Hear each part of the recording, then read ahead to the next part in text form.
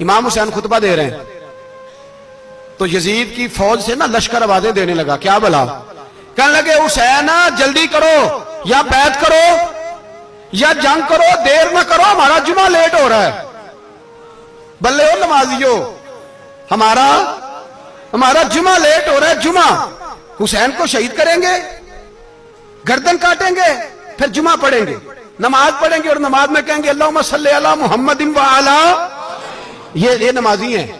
اہل بیت کی گردن پہ چھری چلائیں گے، پھر نماز پڑھیں گے اور کہیں گے اللہم صلی علی محمد وعلی۔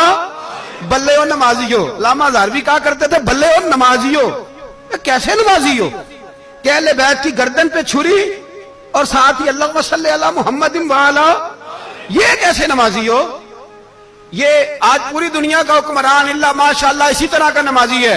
وہ کہتا میری فوٹو دیکھی نہیں، میں نے عید پڑھی ہے مسجد میں، دیکھا نہیں فوٹو لگی ہوئی تھی، میں نے بھی عید پڑھی ہے، جمعہ پڑھا نہیں میں نے، میرا بھی ابا فوت ہو جائے تو جنازہ پڑھتا ہوں، مولوی مجھے مسلمان کیوں نہیں مانتا؟ میں نے کہا یزید کو کیوں نہیں امام حسین نے مسلمان مانا؟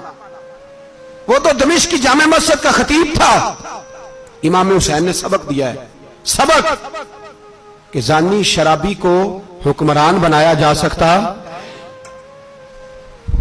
پر میں کیا کروں، کلیجہ پھٹتا ہے، روح کامتی ہے، دل تڑپتا ہے۔ مجھے ایسے لگتا ہے کہ جب میری ملت کا جوان اپنے موبائل پہ مجرا دیکھتا ہے نا، گندا مجرا، تو مجھے لگتا ہے 6 مہینے کا حضرت علی اصغر کا مزار کانپنے لگتا ہے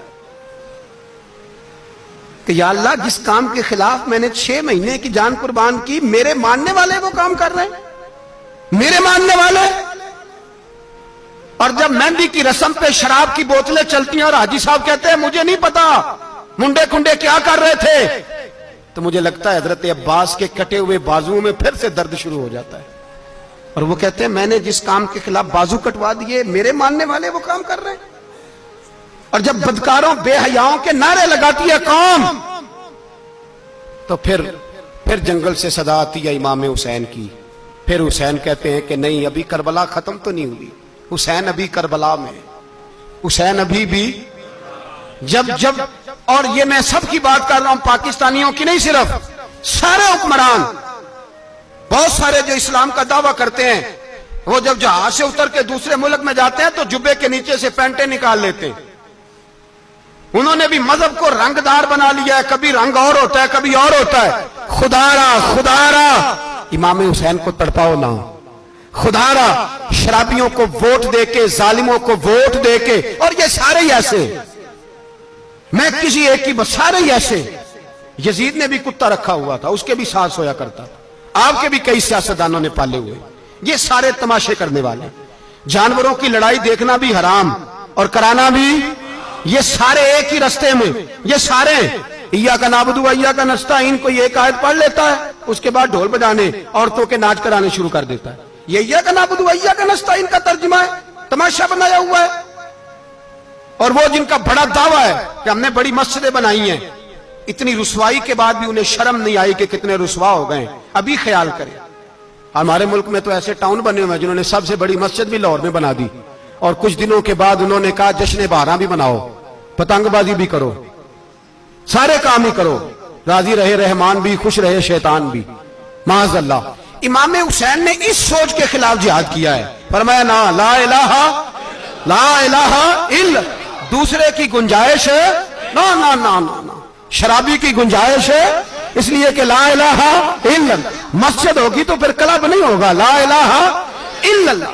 اگر اللہ کا نام ہوگا تو پھر بدکار بے حیا کی گنجائش ہے، اس لیے کہ لا الہ الا اللہ، وحدہ لا شریک، دین میں کسی گند کی گنجائش ہے ہی نہیں۔ یہ فکر ہے امام حسین، یہ سوچ ہے۔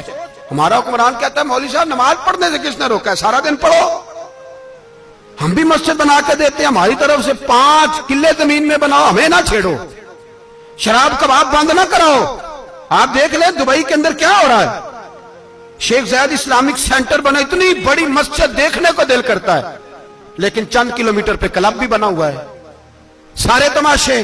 بس امام حسین نے کہا ہے کہ مسجدیں بنے گی، کلب نہیں بنیں گے۔ یزید کہتا تھا مسجد بھی بناؤ اور شراب خانہ بھی بناؤ، امام حسین نے فرمایا نہ، شراب خانہ نہیں بننے دوں گا۔ اس نے کہا ٹھیک ہے نماز کے وقت نماز اور صبح یہ، فرمایا نا لا الہ इल्लल्लाह। और किस तरह का इमाम हुसैन ने? आपने फरमाया खुद ही का सिर्र ने, हाँ इकबाल तर्जुमा करते हैं, खुद ही का सिर्र ने, हाँ ला इलाहा इल्लल्लाह, खुद ही का तेग फिसा ला इलाहा इल्लल्लाह। अगरचे बुत हैं जमात की आस्तीनों में, पर मुझे है हुक्म अज़ा ला इलाहा इल्लल्लाह। और बहार हो के खिजा ला इलाहा इल्लल्लाह। और फिर बोल पड़े इकबाल और कहने लगे अगर ये दौर अपने इब्राहिम की तलाश में है, ये दौर अपने इब्राहिम की तलाश में, क्योंकि सनम कदा है जहां ला इलाहा इल्लल्लाह। और उसका तर्जुमा उन्होंने कहा था ना, ये दौर अपने इब्राहिम की। हमारे शहर के बुजुर्ग थे शेख अब्दुल सबूर बेग मंशूर हजारवी अलैहि रहमा, उन्होंने तर्जुमा किया। वो कहने लगे उस शाह मशरिकैन की, उस नूर ऐन की। मुझे हज़रत साहब का ये शेर बड़ा ही पसंद है, बड़ा ही पसंद है मुझे उनका ये मिसरा बड़ा ही पसंद है। और मैं उनकी कब्र पे जब उनके इंतकाल के बाद आगे बढ़ा फातिहा के लिए, तो फिर भी मेरे कानों में उनका ये फिक्रा गूंज रहा था। वो कहा करते थे उस शाह मशरिकैन की, उस नूर ऐन की, मतलूब है जहां को कयादत हुसैन की। हर सू यजीदियों का जमाने में जोर है, हर सू यजीदियों का। देखो बुजुर्ग क्या कहते हैं, हर सू यजीदियों का। एक यजीद था ना, हर सू यजीदियों का, उस शाह मशरिकैन की, उस नूर ऐन की, मतलूब है जहां को कयादत हुसैन की। हर सू यजीदियों का जमाने में जोर है, मंशूर आज फिर है जरूरत हुसैन की। मेरे भाई इमाम अब पता क्या किया करें, एक मारूफ नारा है, इमाम हुसैन तो जिंदाबाद है और इंशाअल्लाह वो पहले भी जिंदाबाद थे, कयामत तक की जिंदाबाद है। हुसैन ही तो जिंदाबाद है। आपको सच्ची बात बताऊं, हुसैन ही तो। और कयामत में जब किसी ने उठना होगा ना, उठना, आप यकीन करें जब कमर झुकने लगती है, इमाम हुसैन का नाम सामने आ जाए तो सीधी खड़ी हो जाती है। हुसैन तो अलामत है खड़े होने की। और दुनिया में कतील उससा मुनाफिक नहीं कोई, जो जुल्म तो सहता है बगावत नहीं करता। ये इमाम हुसैन ने हमें बतलाया है कि वो मुनाफिक बेईमान है जो जुल्म सहे और चुप करे, यजीदी के खिलाफ खड़ा ना हो। इसलिए हम कहते हमसे न रकम होंगे कसीदे यजीद के, हम लोग तो हुसैन के सीरत निगार हैं। ये कैसे जिंदाबाद, ये नारा जरूरी है। मुर्दाबाद, इस नारे की जरूरत है, इस नारे की। हुसैन तो जिंदाबाद है, लेकिन हुसैनियत जिंदाबाद। और मुर्दाबाद क्या है? इसलिए कि यजीदियत भी मरी नहीं, यजीद मरा, पर यजीदियत वो सिसकती है, दम तोड़ती है, पर किसी न किसी रंग में, किसी न किसी की शक्ल में उठ खड़ी होती है। इसीलिए इकबाल ने कहा सतीजा कार रहा है अजल सिता अमरोज, चराग मुस्तफवी से शरार बूलहबी। उसने कहा हर जगह कहीं ना कहीं हुजूर अलैहिस्सलाम की रोशनी से कोई ना कोई लड़ने की। खड़े करो अपने आप को। क्यों जालिमों की मदद करते हो? क्यों बेईमानों के सपोर्टर बनते हो? क्यों उन लोगों के नारे लगाते हो जो यजीदी हैं? हुसैनी बनो, हुसैनी बन के जिंदा रहो। कोई खा नहीं जाएगा, कोई खा नहीं जाएगा। यजीद मर जाया करते हैं और हुसैनियत आज भी जिंदा है और कयामत तक जिंदा रहेगी। जो शराबी है, जानी है, बदकार है, अगर तो आपकी तबलीग पे बात आ जाए तो ठीक, वरना आपका उसके साथ दोस्ताना रखना भी हराम है। क्या फतवा दिया मैंने? हराम है, हराम। अगर आपका दोस्ताना है तो फिर 9-10 मुहर्रम को देग ना पकाना चावल की, इसलिए कि इमाम हुसैन को तेरी बिरयानी की कोई जरूरत नहीं।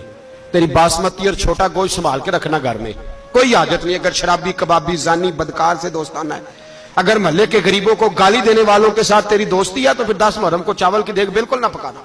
इसलिए कि ये कोई तमाशा नहीं कि दोस्ती कातल से भी, मकतूल से याराना भी, कोई मतलब नहीं इस बात का। इमाम हुसैन को मानना तो फिर डट के मानो, मजलूमों के साथ खड़े हो जाओ, गरीबों के साथ खड़े हो जाओ, बर्मा की बात करो, बर्मा के मुसलमान की बात करो, फलस्तीन, कश्मीर, इन सब के हक में मुसलमान उस वक्त खड़े होंगे जब सोच हुसैनी हो जाएगी, जब नजरिया हुसैनी होगा, फिर खड़े होंगे। 10 मुहर्रम जाया नहीं करें। अहले सुन्नत की उलमा जहां जहां कुरान और सुन्नत की रोशनी में इमाम हुसैन की बात करें, जहां जहां भी करें, वहां जाकर शरीक हो। हम भी हर साल बैठते हैं इमाम हुसैन की याद मनाने, और इस तरह बैठते हैं कि हुसैन हमारा है, हुसैन है, और इंसान को बेदार तो हो लेने दो, हर शख्स पुकारेगा हमारे हैं हुसैन। अल्लाह हमें इमाम हुसैन की सोच अता फरमाए। 10 मुहर्रम इशा के बाद 10:30 बजे तक आप हज़रात तशरीफ लाएं। आखिर दावाना अनिल हम्दुलिल्लाह।